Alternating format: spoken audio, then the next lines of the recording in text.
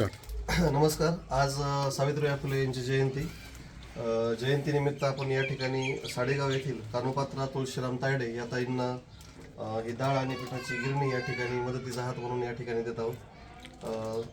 सावित्रीबाई फुलेंनी जसं शिक्षणातील अंधार दूर केला तसा परिस्थितीरूपी अंधार दूर करण्यासाठी शेक हँड फाउंडेशन एक छोटासा खारीचा वाटा उचलण्याचा प्रयत्न करत आहे आणि त्यातूनच ही डाळ आणि पिठाची गिरणी आपण या ठिकाणी जयंतीनिमित्त त्यांना देत आहोत. आजच्या या कार्यक्रमासाठी हिमराव बसुळे, शाळा समिती अध्यक्ष बबनराव नाईक, विद्यासागर कांबळे, मधुकर तळेकर, त्याचप्रमाणे जिल्हा परिषद प्राथमिक शाळा येथील शिक्षक श्री रवी बालटकर sir, Archana वारसवाडकर madam, Risodkar madam आणि आमचे मित्र परमेश्वर सिराळ सर हे या ठिकाणी उपस्थित आहेत. सदस्य शिक्षणप्रेमी सदस्य आणि हे आपले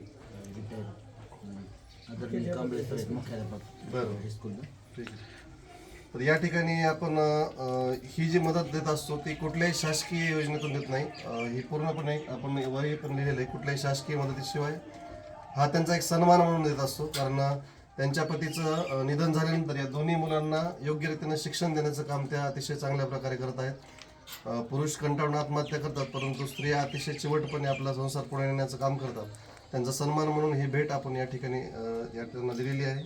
आपण सर्वजण या ठिकाणी उपस्थित झालात त्याबद्दल आपल्या सर्वांचे धन्यवाद.